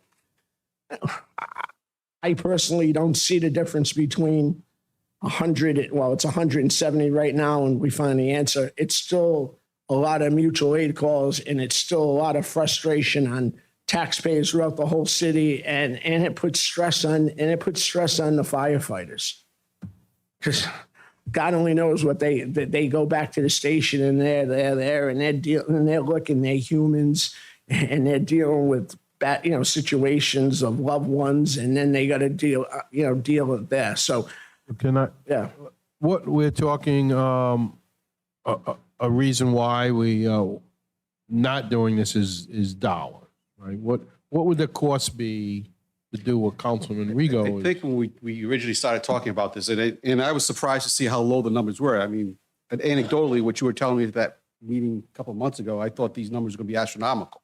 We're down to what, 2 out-of-town rescues a day, Average. average a day? And we don't, it's not broken down as to Based on what this- time. We have the broken We down. can, we're gonna right break it here. down even more as to what time. And you made a good point about which rescues and where they're going and what the purposes are. And that's something that we should drill down on more. Again, the administration is not against a fourth rescue. I didn't say that, but the time wise, one time it was mentioned that we don't get a lot of calls after 5 o'clock for mutual aid. It was said one time. I mean, We two didn't calls a get day. a lot of call. We didn't get a lot of calls. You think 2 calls a day is a lot? I mean, overall, 120 something in a, you know, You think that's a lot? 121 mutual aid calls. Over the span of what, 170 days, was it? 150. 151 days? You think that's a lot? I think there's a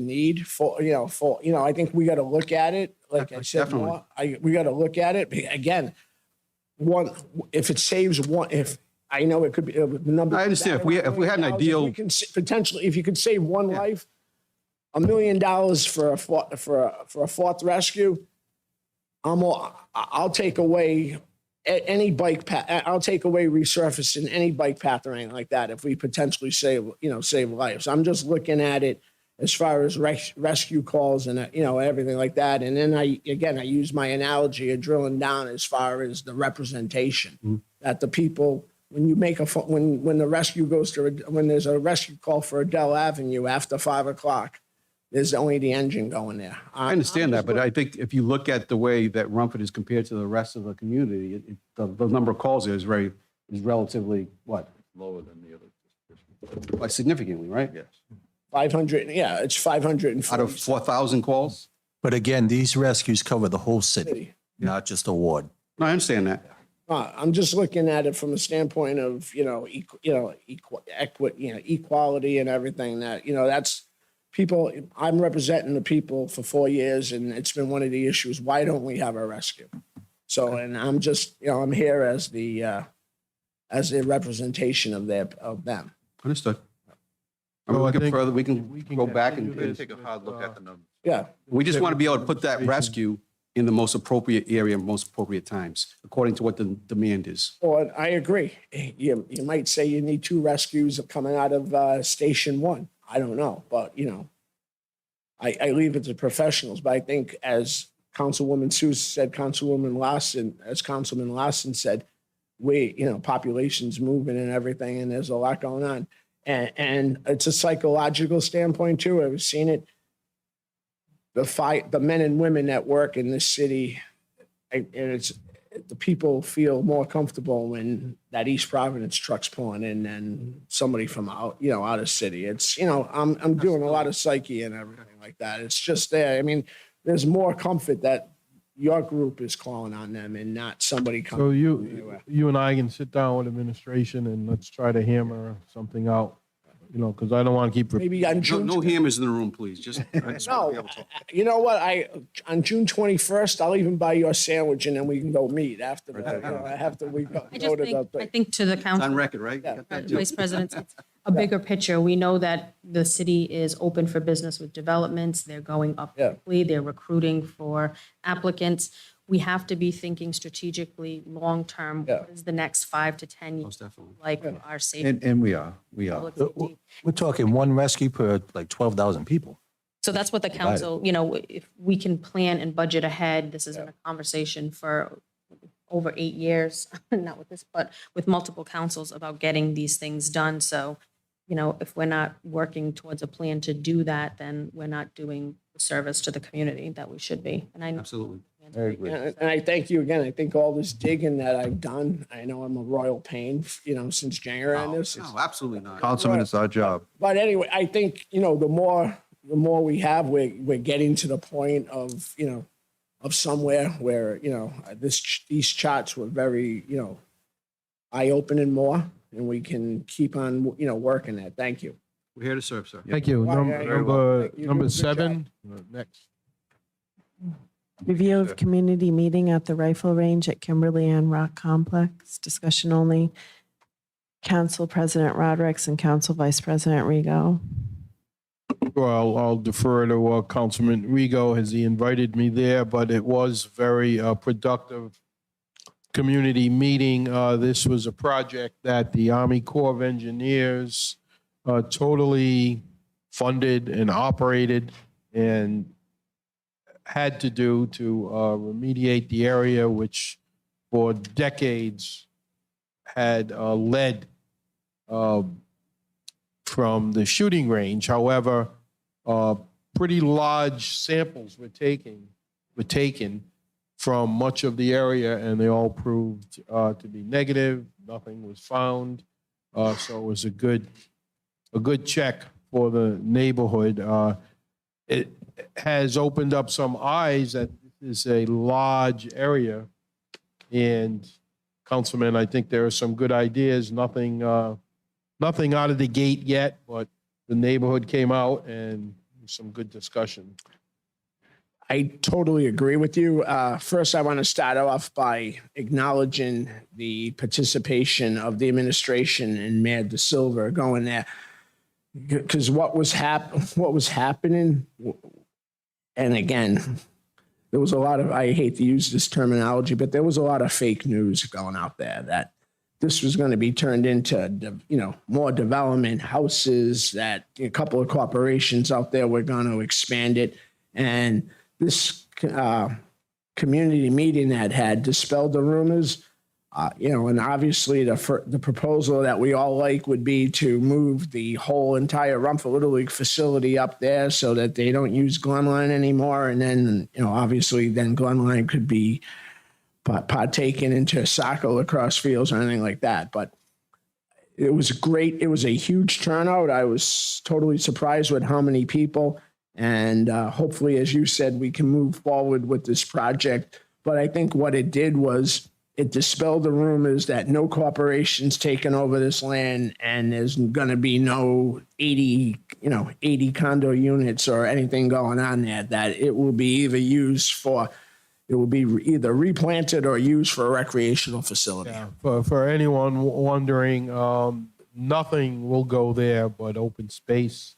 We were just talking about trying to consolidate, as some communities have successfully done, rather than having, and we've done it here in East Providence too, in terms of recreation. We no longer have the summer programs in every neighborhood. It's at Pierce Field in the summertime, yet the parks are still available. So it's the kind of thing we're looking at. It's an opportunity now to utilize some space that has been remediated, has been cleaned up. Well, there was nothing to clean. And the answers we got that night were from independent engineers and other workers from the Army Corps. This was not any of us or the mayor's office or anyone just saying that things were cleaned up there. These were the professionals that came out that night, and I didn't hear any complaints. There were a lot of questions, all good, and they all received answers. So it was a productive night. I know that for those interested and excited about it, it's not going to happen overnight. We've got a lot of things in the fire that we have to finish. But as someone said earlier, it's time to start planning and not wait for the last minute. So thank you, Councilman Rego, for setting that up. Next item, please. Inventory of issued handicap signs, annual renewals and placements. Discussion only. Councilwoman Sousa. Thank you. So I have this on the docket as an ongoing discussion that multiple residents have inquired about in various parts of the city where handicap signs are located that may or may not still be necessary. And I know previously I was told, I can't recall if it was our current DPW director or if it was our previous, that they do go through and look at the locations. But to my knowledge, there's not a recertification that is done with people who have applied for the permit in front of the house, where we can prove that they are still actively there or still warrant that. And then to add on that previous one in the past, so we're talking probably 10, plus years backwards. When they've placed those signs, I don't know that there was a rhyme or reason of how they placed it, other than to take the whole spot in front of that person's property. So if they had 50 yards or 50 feet in front of their house, that's the sign took up that whole area, which was probably fine back then, but now with the increased development, limited on-street parking, it's become an issue in certain neighborhoods that are maybe one way or no parking on one side. So parking has become an issue for residents that are trying to be mindful of those who need the handicap, but the space that they're occupying for that handicap exceed more than two cars or more, which isn't fair to a neighborhood that's already strangling with parking issues. So I wanted to know, and I think I could answer that for myself, but I wanted to know officially and on the record if we have a system in place for recertifying someone's permit to have the sign. Yeah, so I did reach out to the previous DPW director, and I tried looking through his files. I don't have any electronic, record of all of the permits that were issued, but I did find some pretty large files with all of the all of the parking spaces that have been issued throughout the city. So I'm in the process of taking all of those, putting them in an Excel spreadsheet, figuring out which ones have been, which registrations have lapsed, and we need to either reach out. And I'd also actually like to look at the city as a whole from, what we have to actually determine if, they're still necessary for, whatever reason that might be. So it's a work in progress. It's going to take a little bit of time because there are a lot and there's probably some that are out there that we don't have paper record of. So as I mentioned to the council previously, we did do that LiDAR scan of the city. And as part of that package, we have the option to purchase a street sign inventory that was recorded as part of that scan. So that might be a good opportunity to help identify some of the locations that, we might not otherwise have in record because, if we don't have the paper document of the last, I've started a spreadsheet with, the past 2 years of requests that I've received, but we don't really have a good system. So I'm working on trying to develop something and identify all those locations. Right, and then I do understand that that is an exuberant amount of work that will take place. But I think it's a necessary job, so if you can find somebody to do it. We have somebody. But I think it's necessary because, as we mentioned, there's a lot of places that probably would be removing them. And I think, and I don't know what the process would be, but I do think that there should be a renewal of a permit phase where persons have to show that they are still actively driving, because as you know, people could lose, no longer be medically safe to drive, so they no longer are using that space for themselves, and instead of legally. Yeah, and I think it'd be a good opportunity to maybe brainstorm on, a set of policies or guidelines that we use to ultimately review these and provide, approval or denial recommendation to the council. I think it'd be good to maybe come up with some sort of, policy as to how we review those. So, yeah, I think that's something that I've been pushing towards, trying to probably to come up with some type of legislation that would help guide and keep. Since we do issue them, we should be monitoring them and having some system in place to help the department do that. Yeah, and I may be wrong here, but I believe at one point the ordinance actually identified every location, and as of recent, maybe 2016, from what I can tell, it looks like it might have changed to tracking those sort of on a department level. So they're no longer identified in the ordinance, similar to like a no parking sign or something of that nature. So we can. It's going to be quite a bit of work, and I have someone that I've delegated that to, and hopefully we can get that addressed. So any input that you think would be helpful during his or her and your work on that would be greatly appreciated as I put together what I think would be an adequate Yeah, I think identifying all the locations first and, you Yeah, know, working from there. determining if those signs are even still up, you know, and then going from there. So. Right, I appreciate that. Thank you. Mr. Director, I think the next item is yours with Councilwoman Souza, so if you want to proceed, Councilwoman.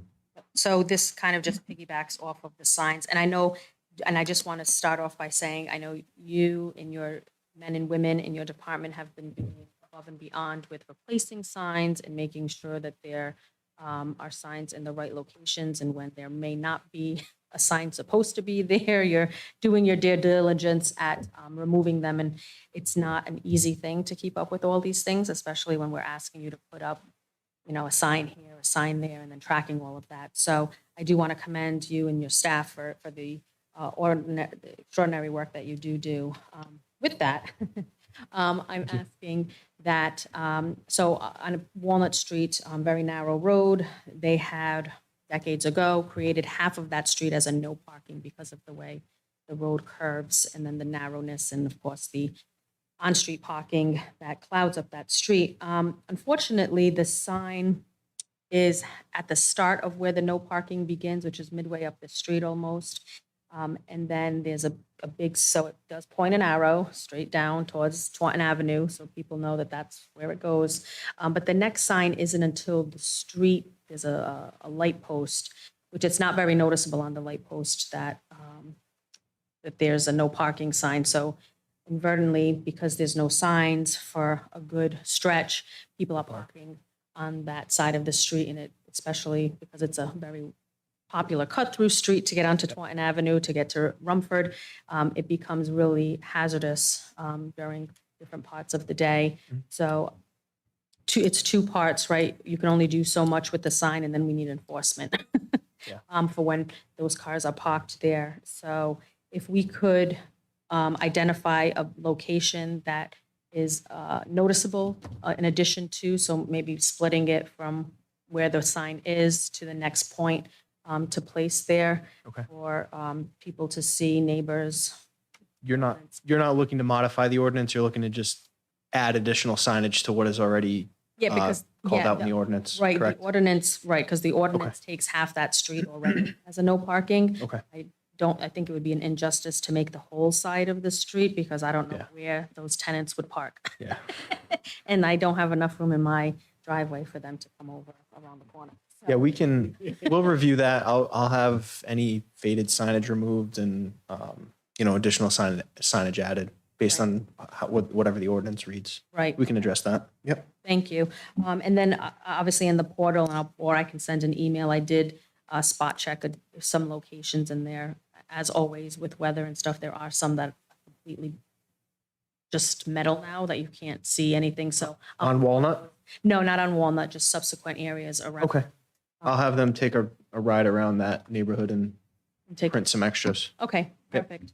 I would ask for unanimous to add a topic that similar to this. So moved. signs. Second. Without objection, go ahead. So this came off and Director Borges, we had an email with Jill about the wrong way signs off of Taunton Avenue, 44 going towards Six Corners. So I've mentioned multiple times over the last 7 years how that road, and everybody knows, is a hazard. People come down the wrong way down Taunton Avenue because of GPS and the Six Corners, and it's very confusing for out-of-state people. And I've even seen an ambulance, not our ambulance, but ambulances come down the wrong way. And so I think until we can, as a city, work with state and federal delegation to change Six Corners, which I think should be a priority for our city, back into something that is not the pattern that it currently is. RIDOT will need some convincing of that. Yeah.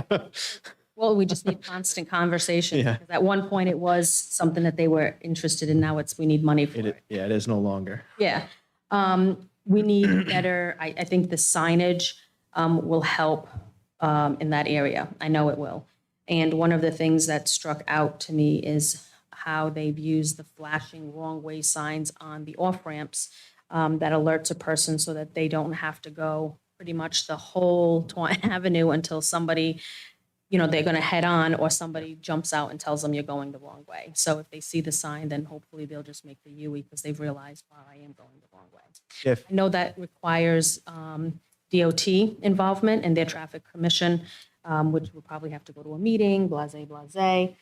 So my ask is that the law office draw up a resolution seeking the council's wish to have that area evaluated and potential, or request the wrong flashing sign on that road. And then that the administration also support and be in conversation and send a letter supporting that safety concern also. Yeah, we can connect after this meeting to get the exact locations and I can look into it. Yeah, I appreciate that. Yep, not a problem. Thank you, Councilwoman. Madam Clerk, I think we are under public hearings number 2. If you want to read that heading, please, on page 10. An ordinance and amendment of Chapter 11 of the revised ordinances of the City of East Providence, Rhode Island, 1998, as amended, entitled Military Duty. Summary, Section 11-93, authorizing the pay differential for qualified employees who are deployed for 365 days or less in the armed forces, sponsored by Councilman Lawson. Councilman, proceed. So this is just for second passage. What this ordinance does is National Guard members and reserve, they usually have a 2-week deployment for training. What this does is it extends our ordinance where the City of East Providence, we will cover the city's base pay and the gap that may come from the military pay. It depends on the person's rank. This may not even be needed, but nobody who's deployed should have a financial hardship. So thank you to Mike Marcello, Napoleon, the mayor. We got together and we were able to hash this out. So again, this is just second passage. We discussed it last go around. And this is just to look after those who are deployed for more than 2 weeks if their unit gets called up. That a motion? Is it a public hearing? Yes, we have a motion. I'll make a motion that we approve for second passage. I second. Seconded by Councilwoman Souza. It is a public hearing. Other than the council at this point, is there anyone present who'd like to comment on this one way or another? Seeing no one wishes to come forward, what is your pleasure in the council? We have the motion and second already. Without discussion, all in favor? Aye. Any opposed? The ayes have it, 5-0. Thank you, Councilman. Should we make Tom wait until the end? I think we move a new business to the end of the meeting, especially section B.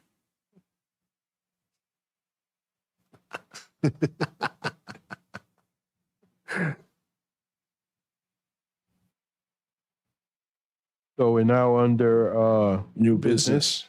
Mayor Mayor Communications. Communications Appointment, Reappointment requiring council confirmation. Richard Brown, appointment to the Economic Development Commission, term 11/22/2022 to 11/21/2027. And Napoleon, Patricia thinks she may have given me your copy with notes in it. You all good? Okay. No, she gave you the other version. She gave the planning department's copy, but you're all set with that. So Mr. Brown he is currently employed as an independent consultant that he has provided governmental organizations with a wide variety of management solutions focused on capacity building, financial management, labor relations, executive search, emergency management, public safety and police, and fire operations. He has over 45 years of local government experience before retirement. We would like to work with the community to enhance the quality of life in East Providence. He was a female disaster assistant reservist from 2011 to 2012, and the city manager here in the city of East Providence from 2006 to 2010. Make a motion to approve. Motion by Councilman Lawson. Is there a second? Second. Second by Councilwoman Souza. Under discussion, Mr. Gonzalez, could you very briefly explain the function of this commission? They're not a voting body on anything that binds the council? They are not, just an advisory. Advisory? Yep. Okay. Any other comments or questions? Motion is made in second. All in favor, say aye. Aye. Aye. Any opposed? The ayes have that, 5-0. Next. Thomas E. Brune, reappointment to Economic Development Commission, term 11/30/21 to 11/29/26. Mr. Brun is currently employed as a business owner seeking reappointment to the East Providence Economic Development Commission. His extensive experience in customer service, both as an employer and as a business owner. 50 years of experience trading equities, 40 years of experience trading U.S. futures and commodities markets. East Providence small business owner since 1990.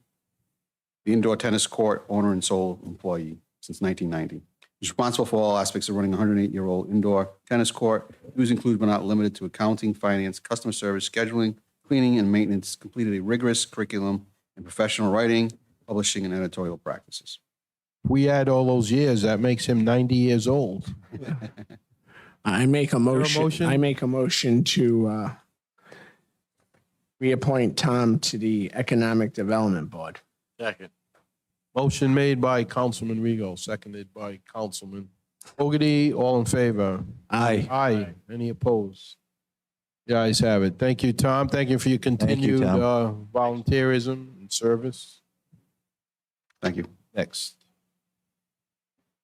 Items for announcement and discussion, Riverside Square Revitalization Assessment and Recommendation, Director of Administration, Napoleon Gonzalez. Mr. Gonzalez, you're being graded on your speed of reporting in this. Okay, all right. I'll rush it. Your raise counts on brevity. I'm getting a raise this year? No. Or it could be a decrease. I already got a decrease. So the Riverside Square Revitalization Assessment and Recommendation report came out, and it was a partnership between Grossmont, Rhode Island, Department of Planning and Economic Development in the City of East Providence, the Cummings School of Architecture at Roger Williams University, the Community Partnership Center at Roger Williams University. We're going to have a link to it on our website under planning. And we expect sometime shortly, within the next couple of months, to have Jeanette Wessel of Roger Williams University, the project lead, do a presentation for the council. But there is a link to it. It's a lengthy reading. And I just dropped off a copy to Councilman Lawson. So Yeah, and I'll get on social media, spread that link around too. excellent. Good material in here. I read some of it over It's the great, weekend. great. Some of the things they recommended, we're already doing, so. Yeah. It's Very Let's historical. tie into your block party. Well, one of the recommendations is more community events. So June 25th, we're going to be holding a block party in Riverside Square. So, yeah, very looking forward to this. And if you guys want a working group to start putting some of this together, I'd love to participate. Okay. Thank you. Yes, definitely. Next. April Capital Expense Revenues Update, Director of Finance, Malcolm Moore. So I spoke to the council president earlier. Unfortunately, Malcolm Moore wasn't able to make it tonight, and his Correct. It was a routine, his routine monthly report. None of us have asked for anything in advance.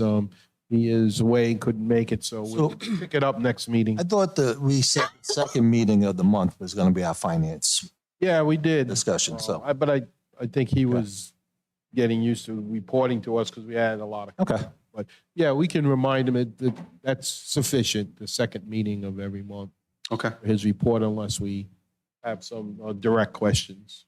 very good. But we can move on.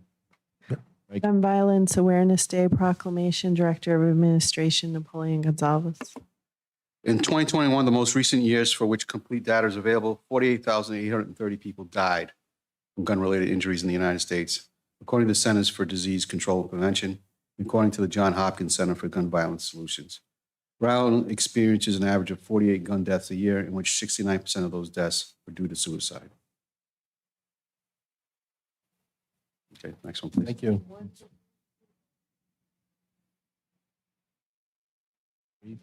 No, 48 gun deaths a year. 69% of those deaths were due to suicide, of the 48. National Immigrant Heritage Month Proclamation, Director of Administration, Napoleon Gonzalez. Generations of immigrants from every corner of the globe have built our country's economy and created the unique character of our nation. And immigrants continue to grow businesses, innovate, strengthen our economy, and create American jobs in East Providence. Juneteenth Day of Observation Proclamation, Director of Administration, Napoleon Gonsalves. Slavery was abolished throughout the British Empire by the Slavery Abolition Act, which came into effect on August 1st, 1834. And Emancipation Day, and today's Juneteenth celebrations marking the legal end of slavery in America, directly emerged from August 1st traditions among African heritage communities within the broader African diaspora. You know, Mr. Director, for any of our viewers who are really interested in the history here, and I'm sure many have seen this, but I strongly suggest people watch the movie Hidden Figures. Yes. I think that was the name. It was absolutely eye-opening. I saw it a couple of years ago, and that wasn't taught in history class. I never realized that the only reason we had John F. Kennedy's successful space endeavors and to put a rocket in orbit was because of several black women, yes, African American women, and that were brilliant. Were better than computers back in the day, and it is a fantastic movie. You cannot deny the history and the accomplishment, and you really see what some people went through in this country, especially the African American women. It's an unbelievable movie. It should actually be shown in history classes in middle schools and high schools across the country. That's my commentary. I agree. Maybe as something to put in the comment box for our Secretary of State. Yeah. I'm sure he knows a lot more, and he probably has shown that movie when he was in class. They roll the TV in on the cart. Yeah. Thank you. Next. Welcome to the Golden Rule Proclamation, Director of Administration, Napoleon Gonsalves. The Golden Rule, the first peace vessel, has been an icon and symbol of peace since its first voyage in 1958. The peacemaking roots of the Golden Rule include a belief that each individual is sacred, regardless of color, race, creed, or nationality, and that nuclear weapons are a grave threat to all individuals, groups, and nations, and this threat of total destruction is a violation of the ancient concept of the oneness of humanity. The Golden Rule is scheduled to visit Rhode Island in the month of June, from June 11th to June 13th, 2023. Thank you for all the information and the word out. Thank you. You're welcome. Okay, next item, Madam Clerk. Reports of other city officials, report of city solicitor, claims committee report. Madam Clerk, as you know, the council met in executive session to consider the following claims. The claim of K. McMahon in the amount of $510.39 was approved. The claim for damage, property damage to Richard Sylvia in the amount of $140.98 was denied.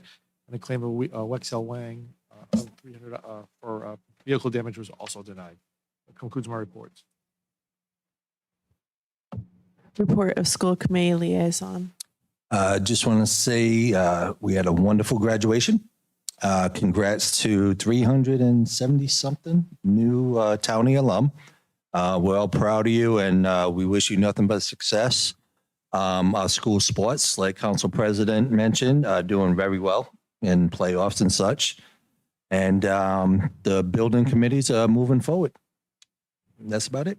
I could add to that, and I should have written the name down. I got the Teacher of the year press release today, and I was didn't have access to my computer much of the day, and so I apologize for this. However, an elementary school teacher at the White Neck Elementary School was not only named Teacher of the Year, but Teacher of the Year for Rhode Island, the one and only Rhode Island Teacher of the Year. We also, I think it was just last year, we were at Hennessy School for a similar award for Amy Kuto. Thank you. That was it. Sorry for not having that prepared. I apologize. Yeah, no, that's okay. It just happened today, and I couldn't get there, but mayor was there and other dignitaries. The governor was there. Of course, Secretary of State Amori was there. School committee people, superintendent of schools, and so that's a a very, very noble distinction. When you are the Rhode Island Teacher of the Year, it was a total surprise. She had no idea. On the heels of last year's teacher, we actually had her. Was it Emily Rendine at the time. At the time, right? And Rendine at the time, and then we was here before the last council, and she was a national award, the only one from Rhode Island and one of 25 in the nation. So our East Providence teachers are working very hard. Yep. And several others could have probably gotten these awards. We're very proud of all that they do. For all the little things you might read about on social media at times, you ask the average parent in this city, they are very, very satisfied with their child's teacher, school. Yeah, everybody has a little problem here and there, but for the most part, we have great teachers. Yes, we do. We appreciate them. Thank you for your report. Next item. Resolutions for discussion and possible vote. Resolution in support of H6183 and S308, which propose to authorize municipalities to establish rules and regulations and issue licenses for short-term rentals. Sponsor Councilwoman Sousa.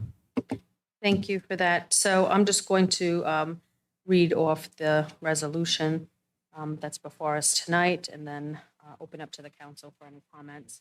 Whereas Rhode Island cities and towns are grappling with the regulations of short-term rentals, and whereas the nature of short-term rental businesses is such that the clients are transient and rentals can be disruptive of the quality of life of local residents, whereas only mechanisms available to cities and towns is through local zoning codes, as cities and towns are not authorized currently to license businesses or permits other activities without the General Assembly's authority.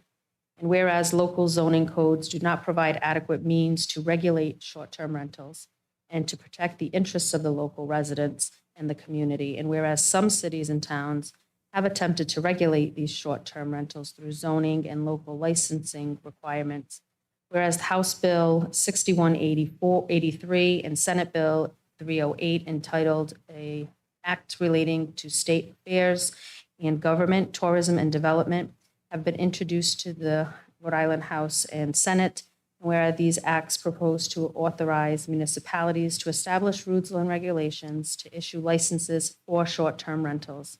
Whereas the City Council of the City of East Providence believes that further action by the General Assembly is necessary to allow these regulations and licensing of short-term rentals in the additional municipality zoning ordinances. Now, therefore, be it resolved that the City Council of the City of East Providence supports H6183 and S308 and respectfully requests that the Rhode Island General Assembly act on the bill into law. Therefore, the city clerk is to send a copy of the resolution to the governor of the state of Rhode Island, the lieutenant governor of the state of Rhode Island, the president of the Rhode Island Senate, the speaker of the House, and local representatives and senators of the city of East Providence. So with that, I make a motion to approve and open up to the floor for council. I second. Motion made by Councilwoman Souza, seconded by Councilman Lawson. Discussion on the motion. Airbnb is a commercial business, and we are the licensing body for business. So I fully support this. I think we also, as we've discussed, we should also look at, after this, look at the city ordinance too, to tighten that up. But I commend you for taking the lead in this. Thank you. Yes. Sure, thank you. And so within our purview, until the General Assembly passes such a bill, we will look to strengthen what we can within our municipality until such a time as we can amend it to be a license. And for those who may own Airbnbs, a lot of this is driven by those who are abusing the Airbnb system. We don't want to punish lawful people that are doing the right thing, but there are some who are renting that ain't even in the community, renting it to the youth that are having these loud parties. And it's not fair to these residential neighborhoods. So we need some kind of teeth to take care of that. Problem. Exactly. Behind, And again, we don't want to harm the legitimate business people that are doing the right thing, but we got to look out for those. We have the motion and second. All in favor? Aye. Any opposed? Guys have it 5-0. Thank you, Councilwoman. Resolution authorizing the mayor to enter into an amended cost-sharing agreement with the Bristol County Water Authority for Phase 2 of the Pawtucket Pipeline Connection Project. Sponsored Council President Roderick. So this resolution is needed because of a change in costs because of directions that had to be, a different route had to be made in order to accommodate. And there's really no avoiding this. What the bottom line to us, because we're sharing the costs, so East Providence will be responsible for an amount of $207,174 that we would have to add to the contract. I don't see any way out of this other than a legal maneuver to pull out of the arrangement, which we can't do, don't want to do. And this is our backup water supply. So this is very important that we do that. Critical. And Yes. I don't know if Director Borges, is there anything I didn't mention that it's critical that you could add or? No, I think you covered it well. There was an alignment change required.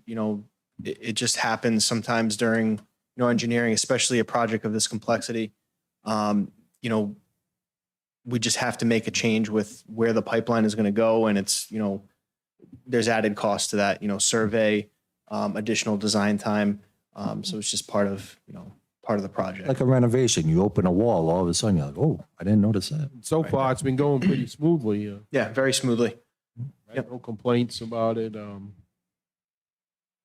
Do we need, we don't need two passages, just a resolution. So without any discussion, is there a further discussion? Is there a motion? Make a motion to approve? Second. Motion by Councilman Lawson, seconded by Councilman Fogarty. All in favor? Aye. Aye. Any opposed? The ayes have it, 5-0. Next, Madam Clerk. Introduction of ordinances for discussion and possible vote. An ordinance and amendment of Chapter 18 of the revised ordinances of the City of East Providence, Rhode Island, 1998, as amended, entitled Vehicles and Traffic. Summary, Section 18-302, no parking, Horsford Avenue, West Side, from Holmes Avenue northerly for 160 feet between 8 a.m. and 9:30 a.m. and between 2 p.m. and 3:30 p.m. on school days. Sponsor, Council Vice President Rigo. Councilman. Thank you very much. To just let everybody know where this is, this Horsford Avenue runs from Wilson to the entrance of Myron J. Francis School.